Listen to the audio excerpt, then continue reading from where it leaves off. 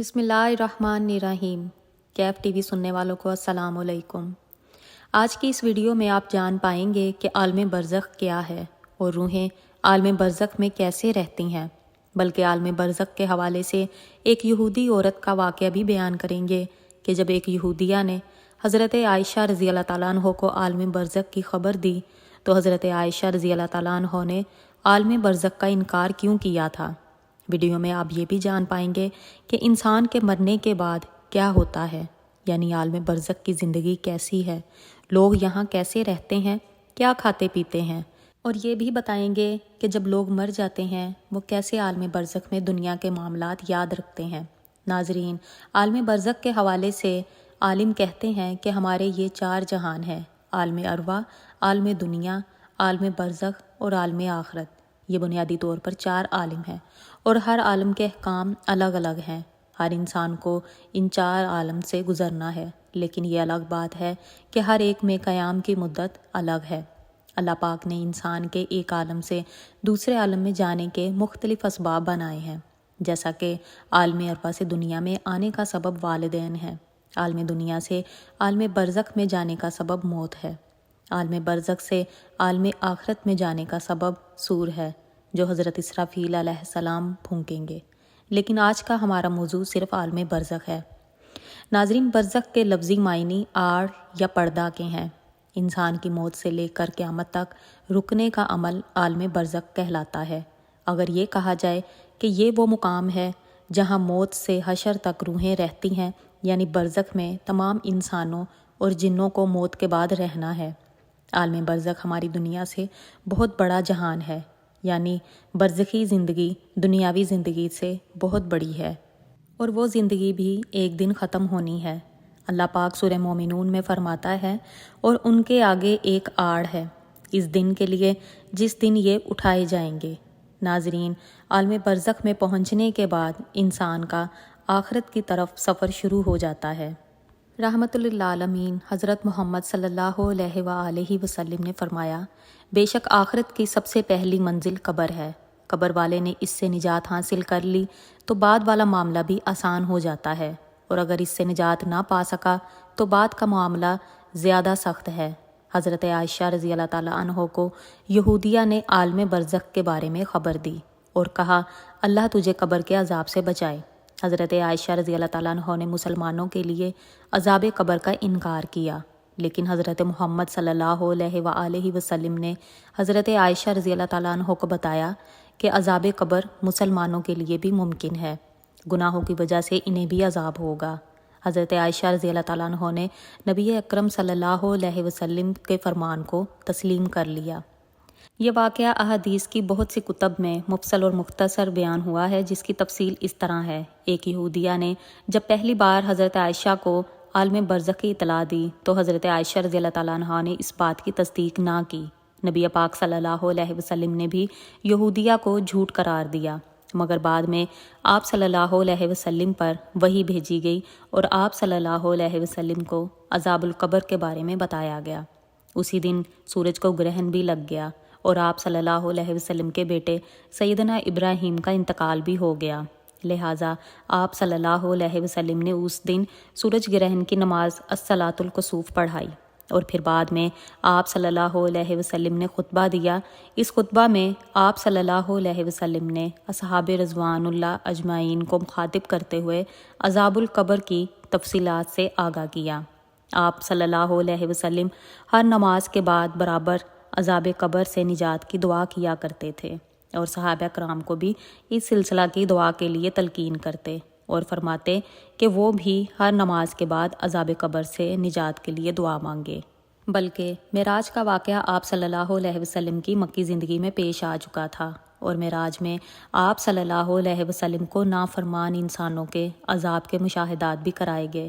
نبی پاک صلی اللہ علیہ وسلم جہنم اور عذاب قبر سے نجات کی دعا مانگا کرتے تھے، اور اسی طرح آپ صلی اللہ علیہ وسلم نے واضح فرما دیا کہ عذاب قبر اور عذاب جہنم 2 الگ الگ حقیقتیں ہیں۔ بلکہ آپ صلی اللہ علیہ وسلم نے فرمایا کہ جب انسان کا انتقال ہو جاتا ہے تو اس پر صبح و شام اس کا ٹھکانہ پیش کیا جاتا ہے۔ اگر وہ اہل جنت ہے تو جنت والوں کا مقام، اور اگر وہ اہل دوزخ ہے تو دوزخ والوں کا مقام اس کو دکھایا جاتا ہے اور اس کو بتایا جاتا ہے کہ یہ تیرا مقام ہے، یہاں تک کہ اللہ روز آخرت تمہیں اٹھائے گا۔ ناظرین، جب روحیں عالم برزخ میں پہنچتی ہیں تو اس میں بھی 2 مقام ہیں۔ ایک مقام کا نام علیین ہے جس میں نیک روحیں رہتی ہیں، دوسرے مقام کا نام سجین ہے جس میں بدکار یا کافر روحوں کو رکھا جاتا ہے۔ تمام روحیں قیامت کے دن تک یہیں پہ رہیں گی اور پھر قیامت کے دن حساب کتاب کے بعد اپنے اصل ٹھکانے جنت یا دوزخ میں داخل ہوں گی۔ روایات میں آتا ہے کہ انسان کی وفات کے بعد انسان کو قبر میں روح کے ساتھ مادی جسم کے ساتھ منسلک کر دیا جاتا ہے۔ یہاں پر 2 فرشتے منکر اور نکیر سوال و جواب کریں گے۔ اگر سوالات کے جوابات ٹھیک رہے تو آسمان سے آواز آتی ہے، میرے بندے نے صحیح جواب دیے، اس کے لیے جنتی بچھونا بچھا دو، اسے جنت کا لباس پہنا دو اور اس کے لیے جنت میں دروازہ کھول دو۔ اس کے لیے قبر میں ہی جنت کا دروازہ کھول دیا جاتا ہے۔ اسے قبر میں جنت کی ہوا کے جھونکے آتے رہتے ہیں اور حد نظر اس کی قبر کو کشادہ کر دیا جاتا ہے۔ لیکن اگر سوالات کے جوابات ٹھیک نہ ہو تو قبر میں ہی اس کے لیے دوزخ کے دروازے کھول دیے جاتے ہیں اور جہنم کی گرمی ہر وقت اسے محسوس کروائی جاتی ہے۔ اس کی قبر اتنی تنگ کر دی جاتی ہے کہ پسلیاں آپس میں دھنس جاتی ہیں۔ اس طرح اگر اعمال کے حساب سے اگر نیک روح ہے تو خوبصورت نورانی فرشتے اس کو علیین میں چھوڑ دیتے ہیں، اور اگر اعمال برے ہوں تو 2 نوکیلے دانتوں والے فرشتے انسان کو سجین میں ڈال دیتے ہیں۔ سجین بری روحوں کا ٹھکانہ ہے، اس لیے وہاں پہنچ کر انسان پر عذاب آنا شروع ہو جاتا ہے۔ علیین میں موجود روحوں پر کوئی پابندی عائد نہیں ہوتی، وہ وہاں باغ نما جگہ پر ایک دوسرے کے ساتھ رہتے ہیں۔ نیک روحیں ایک دوسرے کو پہچانتی بھی ہیں، جبکہ سجین میں موجود روحیں عذاب کا مزہ چکھتی ہیں۔ علیین میں موجود نیک روحیں ایک دوسرے کو دیکھ کر خوش ہوتی ہیں، ایک دوسرے کے ساتھ باتیں کرتی ہیں اور دنیا کے حالات یاد کرتی ہیں، جو وقت انہوں نے دنیا میں گزارا، اور نئے آنے والی روحوں سے اپنے پیاروں کی خبر بھی لیتی ہیں کہ میرا فلاں رشتہ دار کیسا ہے۔ اگر نئے آنے والی روحیں بتائیں کہ تمہارا فلاں رشتہ دار تو کب کا مر چکا ہے مگر علیین میں نہیں پہنچا، تو یہ نیک روح سمجھ جاتی ہے کہ اسے سجین میں بھیج دیا گیا ہوگا۔ نیک روحیں علیین میں اپنے پیاروں کا انتظار ایسے ہی کرتی ہیں جیسے کوئی گھر سے دور اپنے گھر والوں کا انتظار کرتا ہے۔ روایات میں ہے کہ نیک روحیں اپنے رشتہ داروں کا انتظار کرتی ہیں، جیسے نبی پاک صلی اللہ علیہ وسلم نے حضرت فاطمہ رضی اللہ تعالیٰ عنہ سے فرمایا تھا کہ فاطمہ، میرے دنیا سے جانے کے بعد سب سے پہلے آپ ہی مجھ سے ملو گی، اور بالکل ایسا ہی ہوا۔ آپ صلی اللہ علیہ وسلم کے وصال کے 4 سے 6 ماہ بعد حضرت فاطمہ رضی اللہ تعالیٰ عنہ حضور پاک صلی اللہ علیہ وسلم سے جا ملیں۔ ناظرین، یہ یاد رہے کہ عالم برزخ میں روحیں عالم محشر قائم ہونے تک رہیں گی، یعنی قیامت کے دن تک روحوں کا قیام عالم برزخ میں ہوگا، اور قیامت ہی وہ دن ہوگا جب روحوں کو جسموں میں ڈال کر اٹھایا جائے گا اور حساب کتاب کے بعد جنت یا دوزخ میں ڈال دیا جائے گا، اور پھر وہی ہمارا آخری ٹھکانہ ہوگا۔ حضرت عثمان غنی رضی اللہ تعالیٰ عنہ جب کسی قبر کے پاس کھڑے ہوتے تو بہت زیادہ روتے، اتنا روتے کہ آپ رضی اللہ تعالیٰ عنہ کی داڑھی مبارک آنسوؤں سے تر ہو جاتی۔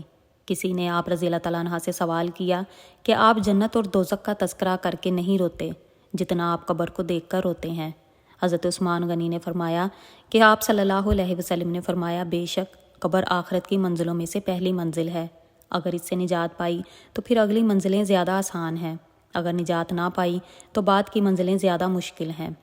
حضرت عثمان غنی رضی اللہ تعالیٰ عنہ نے فرمایا کہ نبی پاک صلی اللہ علیہ وسلم نے فرمایا کہ میں نے کبھی کوئی منظر قبر کے عذاب سے زیادہ سخت نہیں دیکھا، بلکہ حضرت ابن عباس رضی اللہ تعالیٰ عنہ سے مروی ہے کہ حضور اکرم صلی اللہ علیہ وسلم مدینہ کے کسی باغ سے گزر رہے تھے، اتنے میں 2 انسانوں کی آواز سنی جن کو عذاب دیا جا رہا تھا۔